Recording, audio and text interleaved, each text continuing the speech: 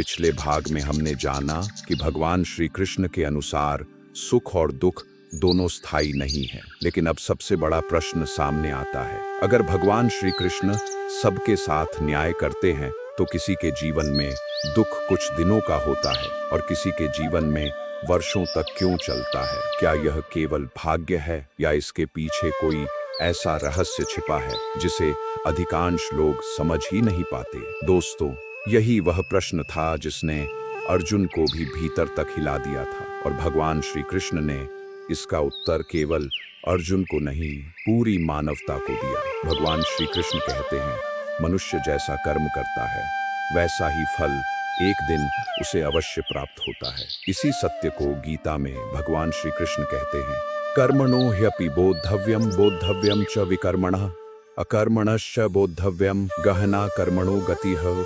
भगवद गीता 4.17 अर्थ, कर्म की गति अत्यंत गहरी है। हर कर्म का परिणाम होता है, लेकिन वह परिणाम कब और किस रूप में मिलेगा यह हमेशा तुरंत दिखाई नहीं देता। कल्पना कीजिए, एक किसान आज आम का पौधा लगाता है। क्या अगले दिन उसे आम मिल जाते हैं? नहीं, वह महीनों तक उसकी देखभाल करता है, फिर वर्षों बाद वही पौधा फल देता है। ठीक इसी प्रकार हमारे कर्म भी बीज की तरह होते हैं। कुछ बीज जल्दी फल देते हैं और कुछ बहुत समय बाद।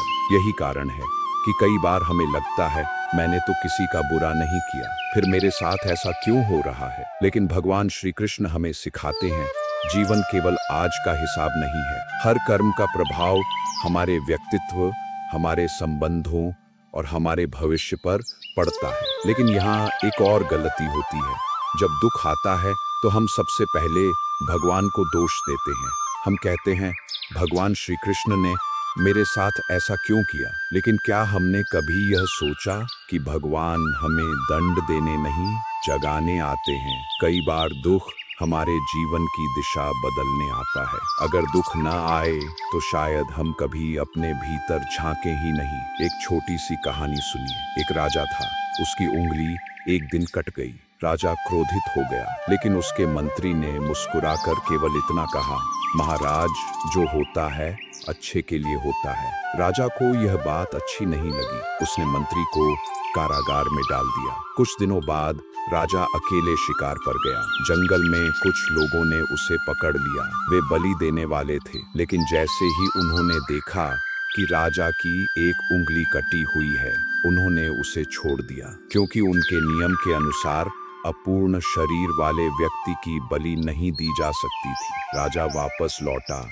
और सबसे पहले मंत्री को जेल से बाहर निकाला। उसने कहा, तुम सही थे, मेरी उंगली कटना ही मेरी जान बचाने का कारण बना। फिर राजा ने पूछा, लेकिन तुम्हें जेल क्यों जाना पड़ा? मंत्री मुस्कुराया और बोला, महाराज, अगर मैं आपके साथ होता तो मेरी बलि चढ़ जाती।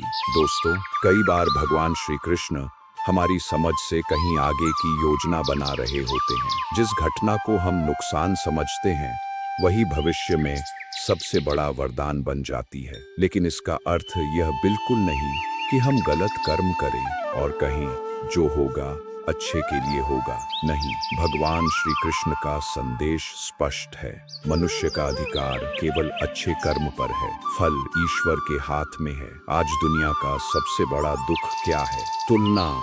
हम अपनी खुशी की तुलना दूसरों की सफलता से करने लगे हैं। दूसरे की नई गाड़ी देखकर अपनी मेहनत छोटी लगने लगती है। दूसरे की नौकरी देखकर अपना जीवन बेकार लगने लगता है। लेकिन भगवान श्री कृष्ण सिखाते हैं, हर आत्मा की यात्रा अलग है, हर व्यक्ति का समय अलग है, हर संघर्ष अलग है। इसलिए तुलना मत करो, कर्म करो। याद रखिए, भगवान श्री कृष्ण कभी देर नहीं करते। वे केवल सही समय का इंतजार करते हैं। हो सकता है जिस सफलता के लिए आप आज बेचैन हैं, भगवान श्री कृष्ण उसे आपके लिए सही समय पर सुरक्षित रखे हुए हों। क्योंकि अगर समय से पहले सब कुछ मिल जाए तो शायद हम उसकी कीमत कभी न समझ पाएं।